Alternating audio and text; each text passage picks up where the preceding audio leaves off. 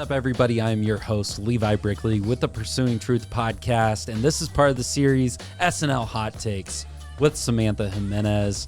Sam, how have you been? It's been a few weeks. It's been like a month since we did a podcast. It feels like it's been forever since we recorded a podcast, but I'm excited. I'm glad. I needed a little reset. I went to Mexico for like a week. I have some family out there, and then I saw Jordan Peterson, so it was very refreshing. I'm coming back feeling renewed, a lot more tan. I was on the beach in Mexico, and then I came back to like pouring rain when I came back home. My car broke down literally the day afterwards, and I was like, okay, this is like back to reality as soon as I landed back in California.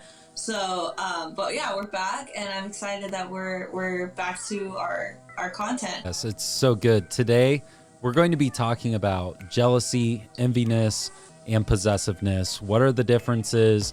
How do they play into our lives? Because all of us have to battle getting jealous, envious of somebody else, and possibly being possessive of a significant other. That's awesome that you went to Jordan Peterson and saw him and heard a lecture. That's something I want to do. He was just in Tulsa a few weeks ago, and I wish I would have had the opportunity to go down there and listen to his lecture. It probably would have been the same one you were at. But what were some big takeaways that you had going to listen to Jordan Peterson? So these are my takeaways, right? We weren't allowed to take photos or take videos when we're walking in. They told us you're not allowed to record, and I was really disappointed, obviously, because I wanted to get some good videos, some good pictures of Jordan Peterson, but I wasn't allowed to. So I had to just go based off of what I gathered and what I remembered and what really stuck with me. So there were actually three things that stuck with me, and the first one was him promoting an app that he's creating with his son, and it's basically a writing app. The self-authoring program. Yeah. So but the way that he describes the importance of being able to write effectively, like, we're not taught that, at least not here in America. We're taught that, the importance of writing. You go to school and you have to write a paper because you're just like taking information and then you're just putting it into a paper. You're not really understanding what it is that you're supposed to be talking about. So that's something that I had, and the reason why I'm even bringing this up is because it ties into the comparison. When we're able to actually write down our ideas, when we're actually able to describe our emotions rather than just like having them in our minds, they don't get as mixed up. And what I mean by that is that you're not going to get as stuck in comparison and comparison in comparing ourselves to like other people we see on social media. Because I totally understand what you're saying when we see like content creators and they're like, why isn't my quality as good? Why didn't I get my message out in the way that they do? Or like, they have such a good way of connecting with their audience, and that what Jordan Peterson talked about, and being able to just like write our ideas down, because those are things that we're not really taught, especially as we get older. Those aren't things that we're practicing when we're like adults, right? Like, and something that we should be practicing, because we should be articulating our thoughts. But how does one person articulate their thoughts? And that is by, in my opinion, one of the biggest things I've learned through journaling is, as I journal, like, I'm able to articulate my thoughts and why I believe the way I do, instead of, just kind of living this lifestyle of, well, the media told me this, this person told me that. You want to understand yourself. You have to really give yourself a self-examination to begin to understand why you think the way you do. Yeah, and I think the way that he explains it too is so well written. Like, you have to be able to understand what you're trying to say. Otherwise, you're not going to be able to communicate with people. You're not going to be able to build relationships with other people. You're just going to be stuck. We're going to be stuck in our little bubbles and too afraid to talk to people, and we're going to be antisocial, and we're not going to be comfortable. We're going to be awkward, and those are all things that like we don't want. Those are things that are not very attractive in like our friends or like our families. Like, we want to be like functioning people. We want to be like actively growing to be better. So that was something that I really took away from, that is something that I could quickly implement. And it doesn't have to be this like elaborate thing like how he's doing, like, oh, we have to write essays and everything, but it could be as simple as like just like physically writing our ideas down and getting a pen and paper, like not on your computer, pen and paper, write it down, and you'll feel so much like more organized in your thoughts. Yeah, and when I'm comparing myself to other creators, oftentimes it's that jealousy that their content is far better than mine and I wish I could be as good as them. And the reality is that I potentially am as good as them. I just don't see myself as other people see me. So I don't really appreciate the gifts and the abilities that I've been gifted.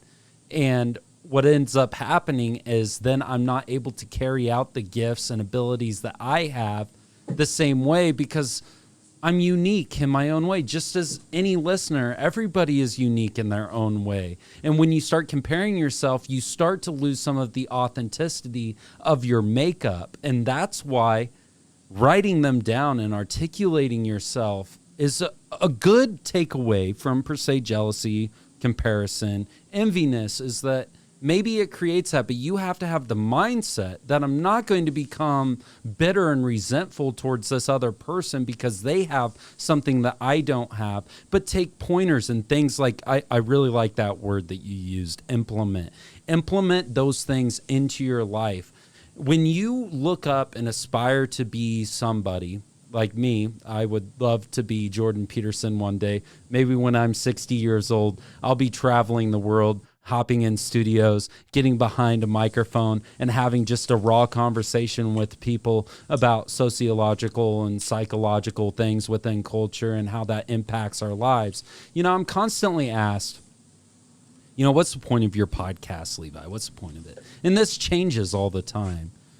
Sometimes it's like, well, I'm really against this whole self-love culture, and I really want people to start living a altruistic life, which is selfless, living selflessly and carrying that out into relationships and seeing how a sacrificial love can really make somebody feel valid. Because I think right now in today's culture with so much selfishness and comparison of self is that it breeds in us a sense of bitterness, and we become anxious because we're not quite there yet. You know, you look at somebody like Jeff Bezos, multi-billionaire. Do you really want to be Jeff Bezos? Do you really want to go to work every single day knowing that your wife and children aren't at home? You know, I think about that even with Tom Brady and the whole Giselle situation. You know, he wants to go out, get another ring. He wants to win another Super Bowl. And I don't want that lifestyle of, yeah, here I am. I got all these rings. I've experienced all this success, but I don't feel like I have done enough yet. And you never want to get to that point where you give up the things that are deeply meaningful in life, which are your relationships. So when somebody talks to me about the podcast, what's it about? I don't know today. It just changes all the time. But really, it's about creating better relationships within our lives, and how do we do that? By having real, authentic conversations. And that's where that whole impacting culture comes in, because hopefully it starts in the home. Everything is a hierarchical, foundational you got to get down to the foundation to understand why things are happening. What are some things with jealousy that you've seen as a woman? What are things that women often get jealous of? Well, women get jealous of other women. That's probably the biggest thing. Get jealous of other women, maybe if they're in a relationship, the women that are around their man, maybe spending too much time. It could be platonic too. It could be, oh, those are friends. But you could still, you know, a lot of women could still get jealous. Is there jealousy like, oh, I wish my hair was like that? Oh, I wish I had her smile. What happens inside of a woman when there's that comparison? It can be very depressing if you're constantly comparing yourself to people who have different features than you. It's not that, I think as women we get this idea that like one is more beautiful than the other, versus just having different features, having different backgrounds, having different ethnicities. Different ethnicities have different facial features, different body features. So those can be very like harmful to ourselves when we're constantly thinking about that. But that's probably the biggest thing. Like that's why you see so many women going and like getting all this plastic surgery because they want to look like Kim Kardashian. And then now Kim Kardashian's getting all the fake stuff out. She's getting the implants out. Kim Kardashian's going natural now. Really? And it's like this, yeah, it's this big thing now because Kim Kardashian, a lot of like rich celebrities, Instagram celebrities, are going for the natural look now because that plastic look is too accessible for regular women now. Now, like, regular women are going down to Mexico getting the plastic surgery and stuff, you know? So it's crazy if you're constantly like waiting for somebody to tell you what the next like beauty trend is to know like, okay, this is what I have to do next. Like we shouldn't be having to follow that. It leads to unhappiness and depression, and we wonder why suicide rate is so high, and we wonder why people are so anxious and depressed in their lives is because oftentimes there is that comparison. And also, we don't only not appreciate ourselves, but because we don't appreciate ourselves, we think somebody else can't appreciate us. And I think that's the scariest thing for a female from a male perspective. If I were a female, that would be the hardest thing, is comparing myself to other women. Is that why am I not looked at the same way she is? But also, you know, what's the empathetic side is to put yourself in that woman's shoes too. Would you want to be Kim Kardashian and looked at as just a sexual figure and not seen as a real person that has emotions, just the same way you have emotions? And I think that's what pornography has done for men, is that we have sexualized women to that degree that they just become a sexual being. And so we never truly understand a person the way that we should. And this is where I hope by having a conversation about jealousy is that people see you can actually pull away from a perspective of jealousy, that there's positives to it. It's not good to be jealous. I'm not saying that, but there's a positive. What can I work on? What can I implement, as said earlier? What can I implement into my life to become this type of person? Maybe it's that I want to lose weight. I think about this all the time, you know, as I pull up to Wendy's or McDonald's or something, you know, and I'm like, oh man, I'm about to buy that cheeseburger again. Like thinking about that and being like, you know, do I want that cheeseburger? And what's the result of me eating this cheeseburger is probably that I'm going to gain more weight. So what decisions do I have to make today to prevent me from gaining weight? Maybe that's preparing food in the kitchen before, and maybe I'm eating a salad today instead that I made at home. So you can pull away from this idea of, you know, here's this really attractive dude, whatever. He has a really nice body, really great physique, and I want a physique just like that. How do I get that? Well, it's me making the salad in the kitchen. You know, it's me showing up in my life to be who I aspire to become. And I think everybody needs direction in their life. So as you look up to somebody that, and maybe not even just physically, let's move on from physically, because for me, it really is logically. I want to be smart. I want to be very articulate with my words. And so when I scroll through my social media and I hear somebody being very articulate with their words, why am I not adequate? What do I need to do to be more adequate? What do I need to do to be more equipped to effectively communicate the things that I'm truly passionate about? And as you were saying, I mean, it's journaling, it's reading a book, it's showing up even when I don't feel like showing up. Today, Sam, I did not feel like doing this podcast. And I sure as hell didn't feel like restarting the podcast after recording it for the initial 25 minutes. And then it's like, how do we carry on the conversation? Well, we still show up.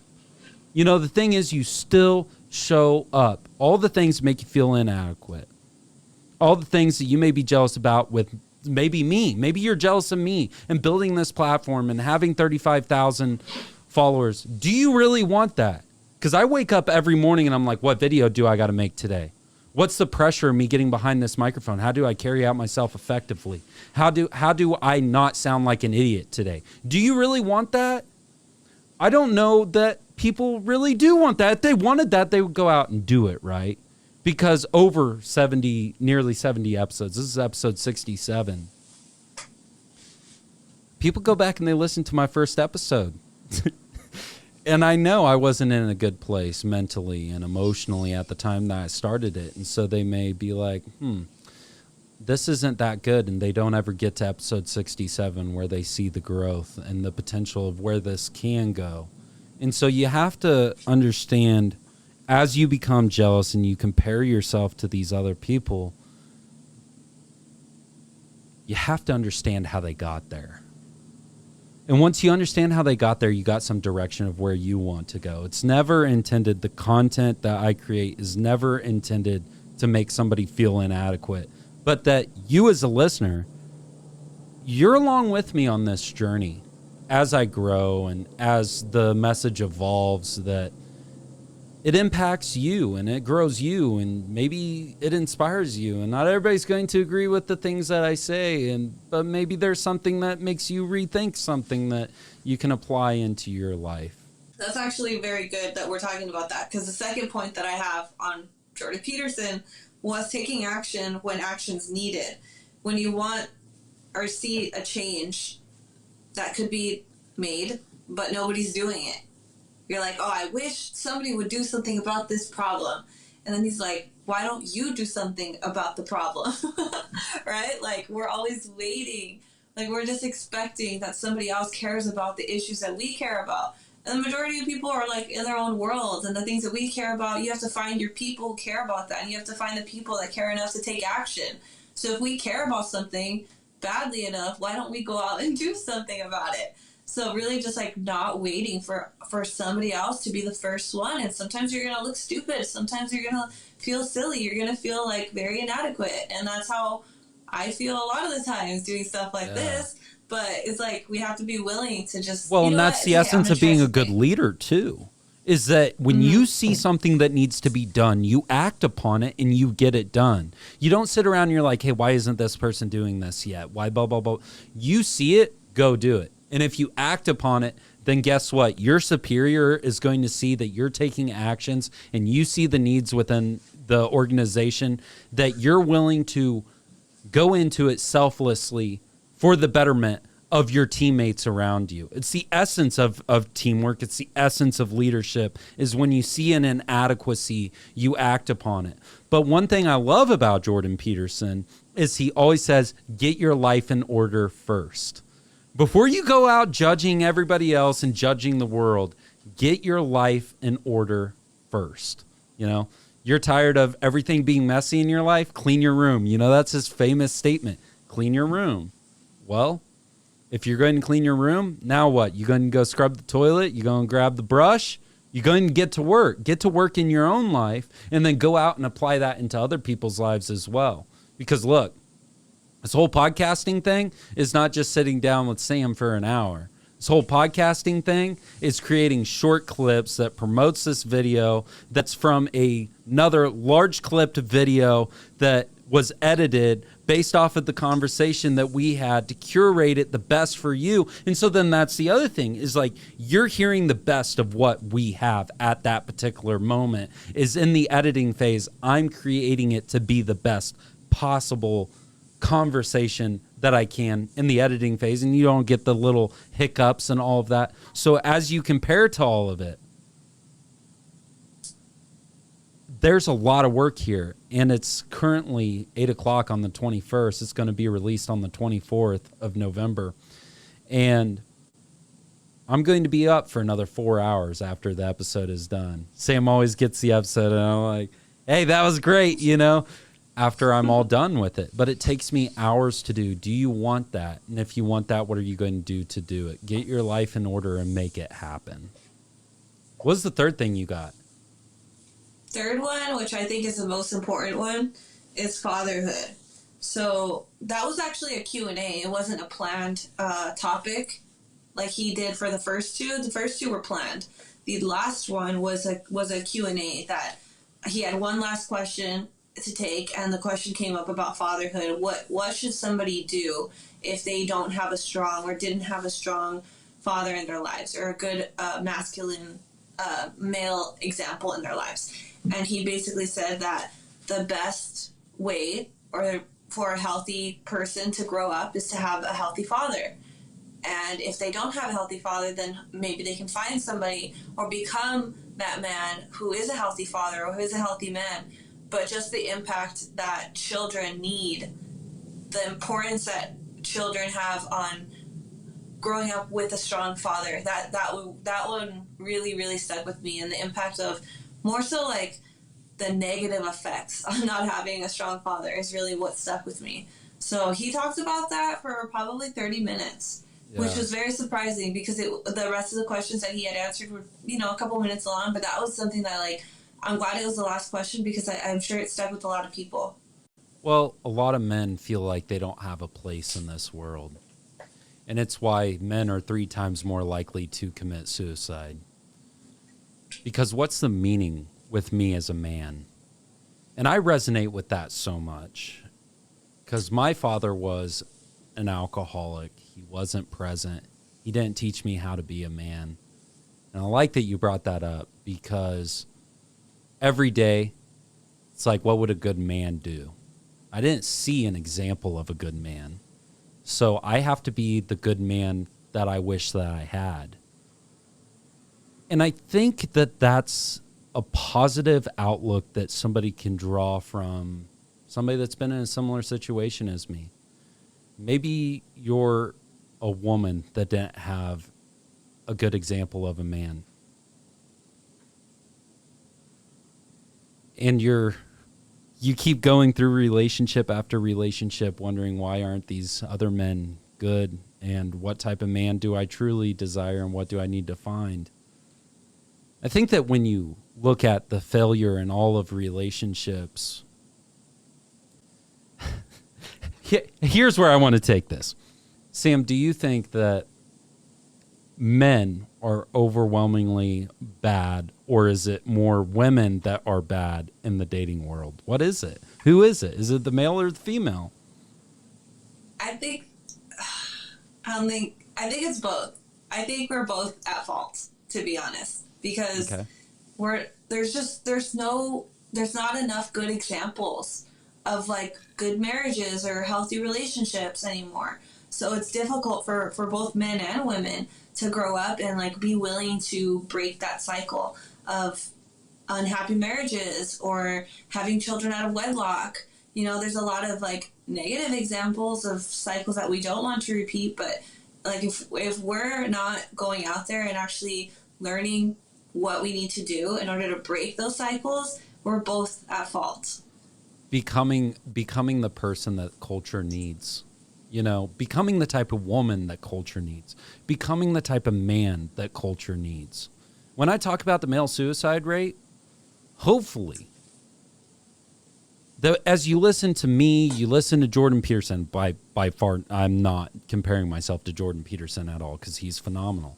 But hopefully you take away from that the deepest thing that you can find in your life as a man is meaning. Be the type of man that you wish that you had. You want to be the greatest woman? Be the type of woman that another woman needs in her life. Carry out that compassion, carry out that empathy, be loving. And men, go out, be strong, walk into a room with your shoulders back, chin high, humble and loving, and be the leader that our culture needs. Be strong and be intelligent, be articulate in your communication, and be effective in your actions. I think too often that people aren't that way. But how do we get back to jealousy and enviness out of this? And that is, sometimes I have been envious of other people that had a good father figure in their life. And that led to me being bitter and resentful sometimes, especially resentful towards my own father. How can this be healthy for me? Because the idea is, if we're too caught up in the things that we are lacking, regardless of if those were our decisions or not, like a lot of these things are decisions that were made before we were born, or things that like our parents did without like our consent because we're too young to understand, and now we're adults and trying to function in this world and trying to understand how to maybe not repeat those same cycles. But that's not to fault our parents, right? But that's just to say we want to stop being in pain. We don't want to be angry. We don't want to be resentful towards other people. We don't want to be hurting other people. We want to build functional people. We want to be functional ourselves. So I think those are some small takeaways that I took from Jordan Peterson as far as how to not be that way, how to, assess ourselves every day. Mm-hmm. So let's get into relationships in the dating world. Do you think that there's a difference between jealousy and being possessive of your partner? The difference between being jealous and possessive. Yeah. Yeah, there's a huge difference between being jealous and being possessive. One is healthy or can be healthy, and the other one can be very toxic. How do you think that jealousy can be toxic? Like, can you give an example? Not giving boundaries or expressing boundaries when you should. And then expecting the other person to understand what your boundaries are. And then that person crosses this boundary that was never communicated. And then one person would be seen as like the bad guy because they crossed a boundary. And then that might trigger some emotion in one person because a boundary was crossed, when in reality, like, that was never communicated. So I was in a relationship, my first relationship out of high school, and I was with this girl for 3.5 years, and she ended up cheating on me. But not just that she ended up cheating on me, she ended up cheating on me with my best friend, a guy I went to church with, a guy that was like a brother to me for a long time. And initially how I felt was not jealous that she cheated, but hurt that my friend would do that to me. I think there's responsibility within relationship, right? Is that this other person that you're supposed to be like one with eventually in marriage, is that they're going to honor you and respect you. And what I experienced there was, obviously she's not, but this is a brother to me. There's nothing more that I should expect from a friend than to honor me and our friendship. So why would he do that to me? I can leave this woman, but my friend should be there with me after this woman, right?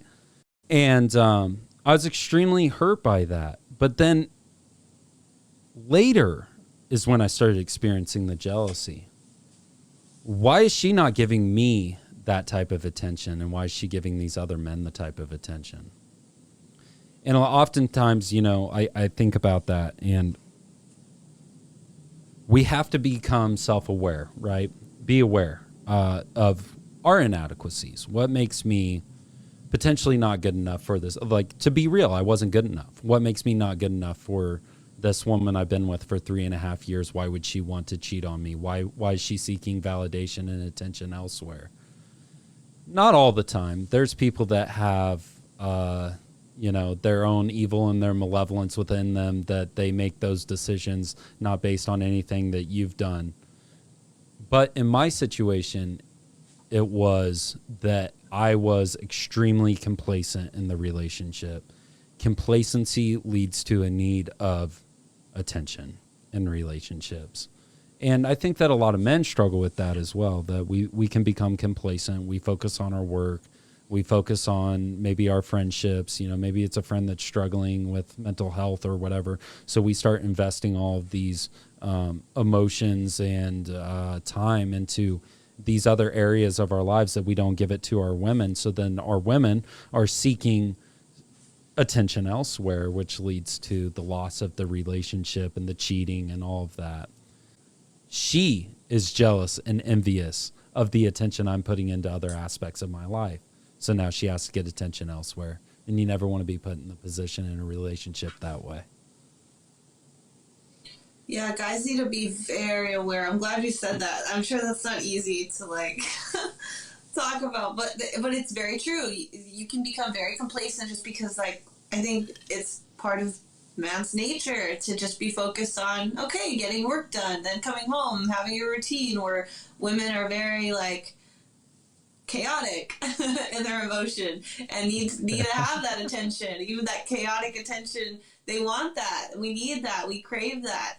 And we just want it from the right man. And if we're not getting it from the right man, then yeah, you're going to kind of go, okay, well, who else can kind of give you that attention? So understanding. But that's just something that kind of comes from experience. I don't think any like 18-year-old boy understands that that's like complexity of a woman. Yeah, yeah. Why do women like chaos? Why? Is it the excitement? Is it the adventure? It's the excitement. Yeah. It's the excitement of like the energy that you can feed off of it. Well, and there's a lot of energy ahead. that comes with it, right? I mean, there's a lot that's like emotionally driven chaos, right? Oh my gosh, yeah. Yeah.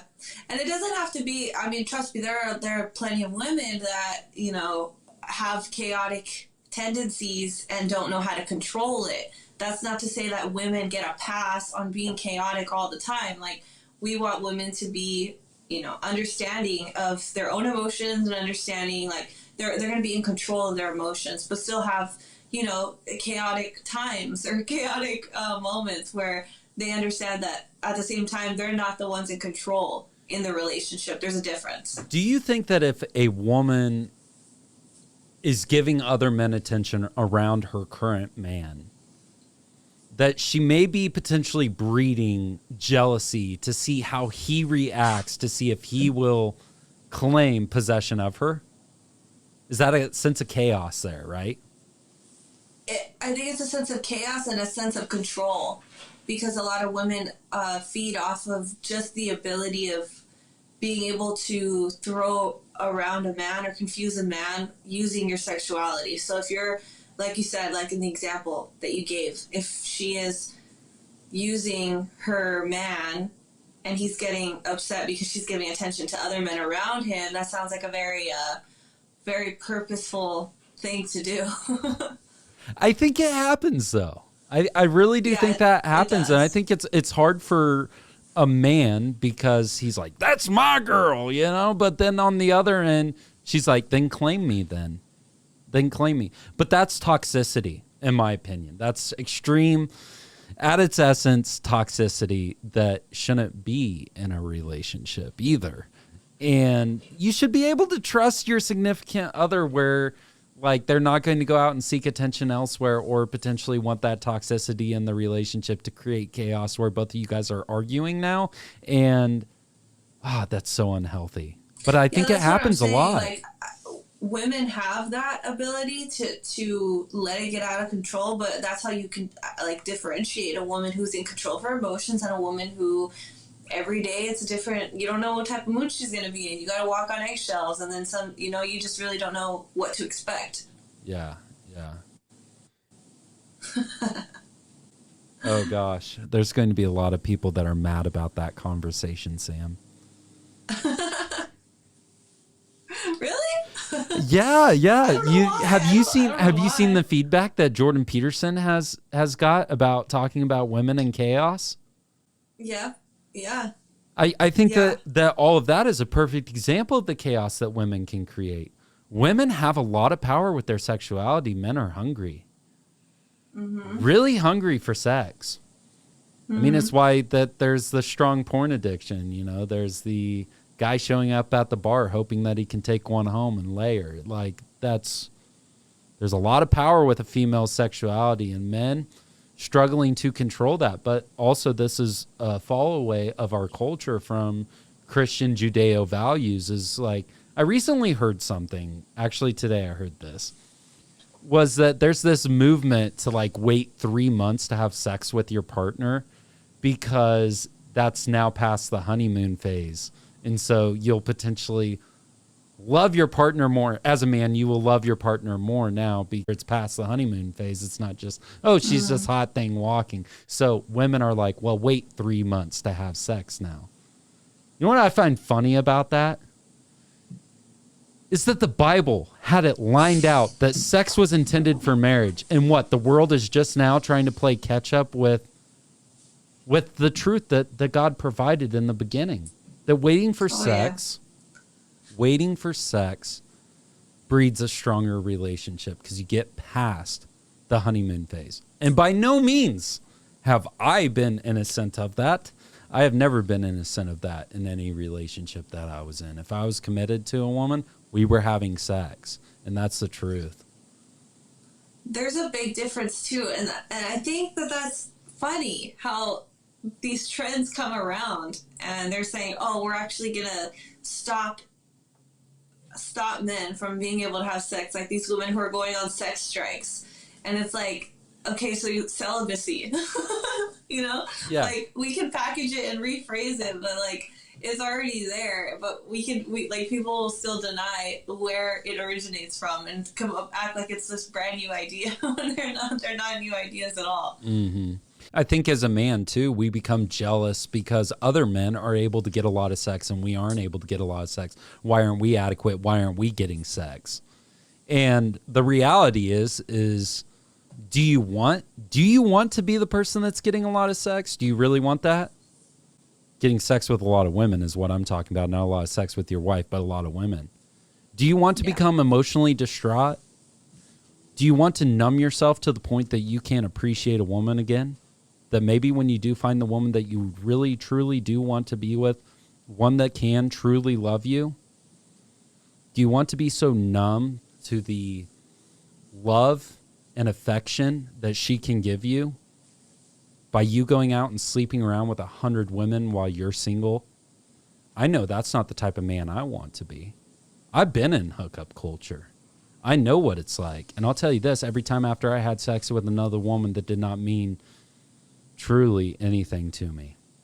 Dogmatic, yes. Negative, absolutely. Is it wrong? Absolutely. But I know how that made me feel the next day. It made me feel gross, to be quite honest. No love, no compassion. It's like dehumanizing when you're just involved in hookup culture.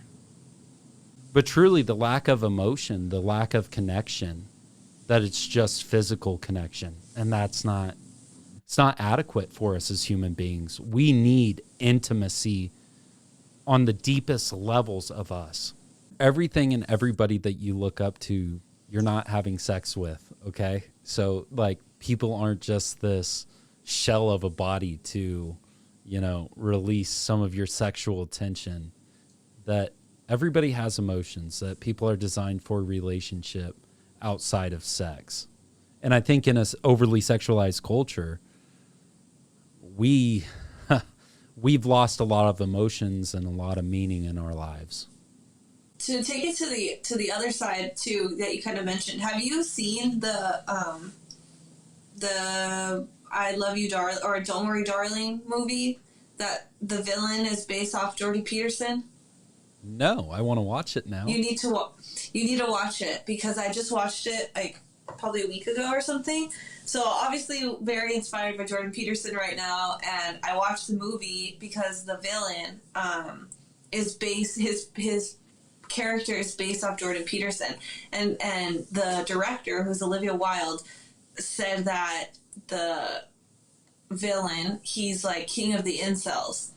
And so I don't want to like ruin the movie because I want you to watch it and I want people to watch it if they haven't seen it, but like just the idea of, I can understand how somebody who isn't familiar with this type of work, with this type of content, with this type of information, this conversation that we're having, like very genuine conversation about the expectations in relationships and how much responsibility falls on us. I can see how that can be misinterpreted, or people can say that men, because Jordan Peterson's audience are primarily men that are striving to become better, are trying to instill the patriarchy or trying to be superior to women. When in reality, it's like, there are men that are that way. There are plenty of men who want to live that type of life, but this movie manipulates it in such a way that makes it seem like anybody who believes in that like type of hierarchy or that order and the structure of God, then man, then woman, is like toxic or evil. When in reality, like this is what that is. This is just a conversation in wanting to go back to the way that is actually going to function and things that are going to lead to healthy relationships and healthy children, so that they can continue that same cycle. But it's interesting to see how other people will frame, conversations that they don't understand, the people that they don't take the time to really sit down and, you know what, okay, let me give this a little listen, let me see what this guy's actually talking about, versus just like, let's just slap a label on it and just say that this is the toxic patriarchy, right, and that all men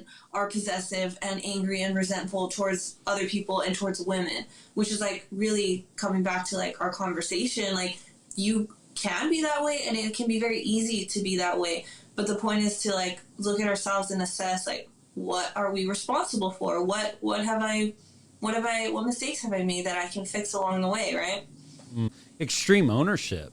And so like when talking about jealousy, like, own who you are as a person, own the gifts that you have, look up to people and see how you can do better. But also at the same time, understand you may not want that lifestyle that person has. And you know what? Be possessive of the gifts that you have.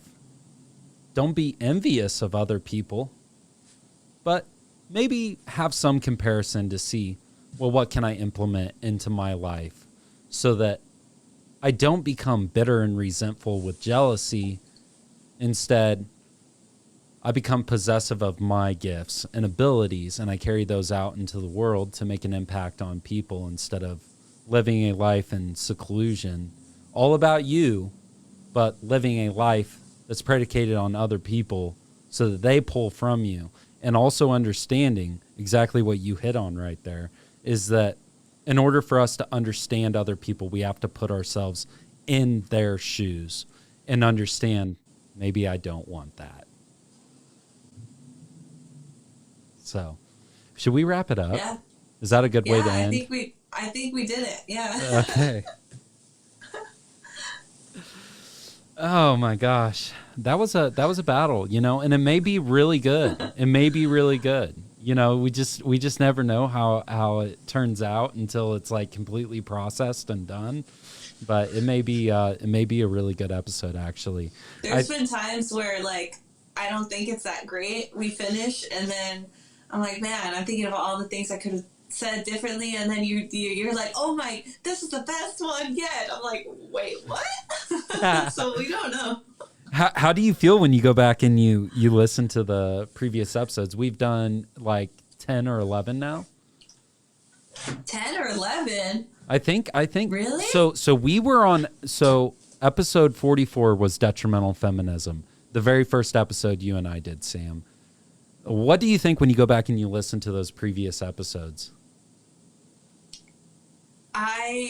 I get a little bit, well, just in general, when I speak and everything, and it's what's like held me back from creating content. And that's why I'm like glad we're having this conversation, because sometimes you like need to bring these things to light, which is like I get very self-conscious of the things that I'm saying and the way that like I avoid, honestly, I'll be honest, like I avoid having to listen to it more than once, because I'm like, oh gosh, like I don't even like seeing myself. I don't like listening to my voice. Like I'll do it, but I like to just move on, and so I avoid doing it, but I'm uncomfortable. But I understand that being uncomfortable and just going through it and learning to accept, okay, there's room to grow.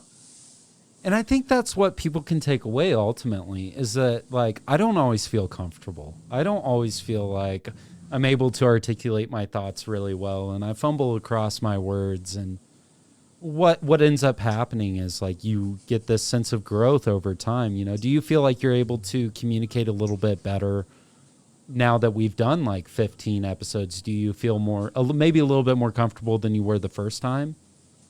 Oh yeah. Compared, especially from the first time, and that just comes with practice. Like we just have to do the work, and it doesn't happen like so quickly. Sometimes you gotta really, sometimes it's gonna take longer than other people, or it's gonna be so much quicker in a shorter amount of time. But for others, it's like, okay, we gotta just stick with it a little bit longer. Yeah, because I'll be like, why is this person growing so fast, and why didn't I grow that fast? It's very easy to look into self and say, why am I inadequate? Why am I not good enough? And not appreciate, I'm not perfect, and that the practice is not going to create perfection, but it's going to make me better. Yeah. It's like, you hear it all the time. Practice makes perfect. Well, practice really doesn't make perfect. Practice makes better. And you grow off of that. And then you become what appears as perfect. But within yourself, you're still not perfect. There's always things to work on and grow from. I mean, look at what's perfect to Tom Brady. Not 1 ring, not 2, not 3, not 4. He wants 7. It just doesn't end. Perfection you can never obtain. You can constantly strive for the next best thing. But today, focus on becoming better. And I always appreciate having you on the podcast. And Thank you. I had a good time as usual. I'm glad. I'm glad we finally got it. Got it to work. Yeah. 25 minutes of recording and not recording, but doing the podcast. We're sitting here on a FaceTime call and I don't click record and it's like, that's stressful, but we battle through it. We still show up to the war because that's what life is. Life is a war. Everything you do, you're in a battle with, and you have to overcome it mentally and be strong with it. So you guys, make sure that you follow us over on Instagram. Click the follow button on Spotify so that way you're notified when new episodes come out. Currently coming out with 1-2 episodes a week. That's 2 hours of content on a regular basis for all of the listeners. That hopefully it's something that you can grow from, and I hope that you appreciate the conversations. If you do, please leave a rating and review on Apple Podcast and Spotify. Share it with your friends and your family. If there's something that you pulled from it, share it on your social media. Get other people to listen to this message because it's not about a marketing thing to make money here. I've not made a single dime in 67 episodes. I have done this completely just with the intentions to possibly impact you and motivate you into having a better life. Eventually, I hope that is reciprocated financially because I'd love to do this full time, but that's just not feasible at the moment. I'm just appreciating where I'm currently at and growing and evolving. So you guys have a great rest of your week. God bless. And we will see you next time on S&L Hot Takes. Bye.